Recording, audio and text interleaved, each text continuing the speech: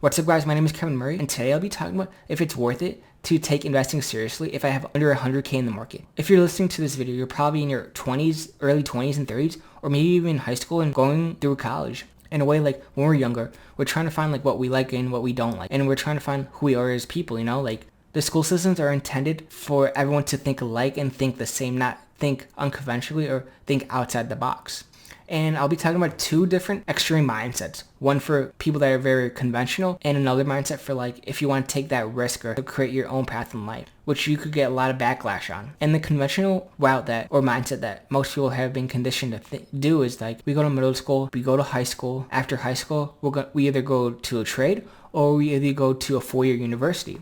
After that, we get the college experience and then do our 9 to 5 for 30 to 40 years and then start retiring and then start enjoying our lives. But if you start working the 9 to 5, we're fixated on that salary we get those good benefits. And number two, we're going to have only 2 or maybe 3-4 weeks to enjoy our lives during that year for vacations, living an unstressful life, but it's a more conventional route. And when you do that conventional route, you get your income right. If you go to college, get your bachelor, if it's in business or whatever. And you can set yourself early on if you have that investing mentality, which I always talk about in my videos. Like if you want to take investing seriously after college, just invest into a simple index fund like VTI or VU, cost averaging up into that every single month. And you set yourself up and make millions of dollars by the time you retire. If it's 65 or maybe even in your 50s in terms of how much you're starting. Number two, like budgeting, like I talked about in my video 0 to 100, that app I use to track my expenses, my income, and how much I'll be putting into the market. And that's more like the conventional route. That's like the more like generic route you could say. But what about in a way like after college, going the unconventional and creating your own path? You might get a lot of backlash, but like ask yourself this question, like what am I meant to be doing here on earth? It kind of sounds weird how I'm explaining this, but like what am I supposed to be doing? Like what's my calling? And like I believe everyone has their calling, or you could say maybe it's like a purpose or anything, like from a higher power or something. Like I should be doing this, and then the universe will reward me in some type of way and tell me like this is the right thing I'm supposed to be doing. Maybe it's like synchronicities or little like woo-woo stuff, but that's like the thing I just want to be like focusing on. Like why not like take the risk and start something unconventional? Sure, like the 9 to 5 in a way, like you're very comfortable, you get that steady income, but it doesn't like grow you as a person, you know? And where I'm going with this is like it's very like individual for each one of you guys, or you could just journal or like even meditate about it or pray. Like, and you could ask yourself this question: if I had a $1 million in the bank, what would I be doing with my life? Is your drive working the 9 to 5, getting that money, making you feel good? Because there's no correlation. I mean, there could be a little bit, like more money doesn't correlate to more happiness. Everyone thinks differently on these like topics. If I have $1 million right now when I'm 22 years old, what would I be doing with my life? First thing that really just comes to my mind is like, oh, I want to buy a watch, I want to buy a sports car, and I want to travel the whole world.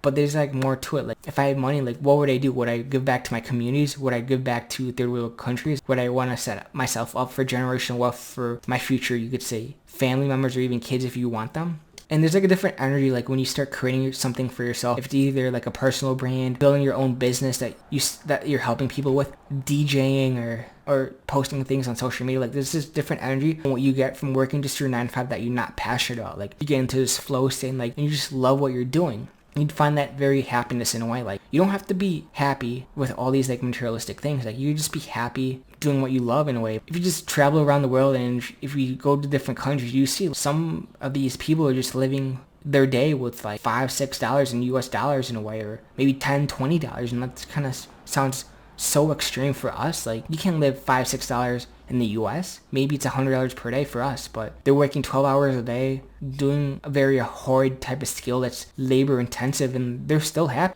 They got their friends or family, but I don't know how to explain it. But like going back to like the more extreme route, like not doing the unconventional route, and like do something out of the ordinary and be uncomfortable for once. Hey, I'm gonna start posting something that I could talk for hours for and see if people resonate with it. Or maybe I want to start this business that I see that maybe I needed when I was growing up and might find value for other people my age.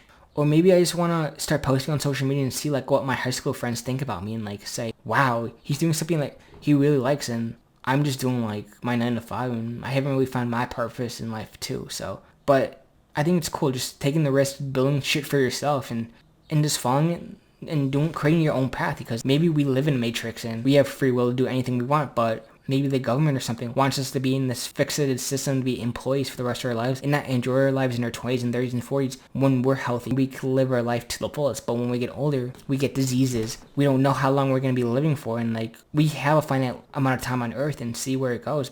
And if you have this one takeaway in this video, you could go to community college, get your associate, or even do a trader and go put in the effort and be disciplined enough to get your bachelor's. But after that, what? In your 20s and 30s, you could take the most risk and see where it kind of goes for you, you know? And I can't say what route everyone should. Everyone has their own path in life they're following. Like, most, you want to do the unconventional route, do the 9 to 5, work 30 years, or doing something out of the ordinary and see, wow, I love what I'm doing every single day. Why not, like, ask yourself this question too, like, what kind of life do I want to live every single day? Like, we go through life a drifter, not thinking for ourselves or not defining anything in our life. But if we start defining like what we really want out of it, maybe life is a heaven, or you could say in the Matrix or free will. But the video's title was like, should I start investing if my net worth is 100K? And the answer is you can, but like, why not use that money to build something for yourself? Do invest into yourself, because think of yourself as an asset. Like, the more you put into yourself early on, the more compounding effect will take over in your life. Why not invest in maybe a mastermind or a coach or a course and see if I like it or not? But this is pretty much my video now, but my rant. But thank you for watching, and peace out.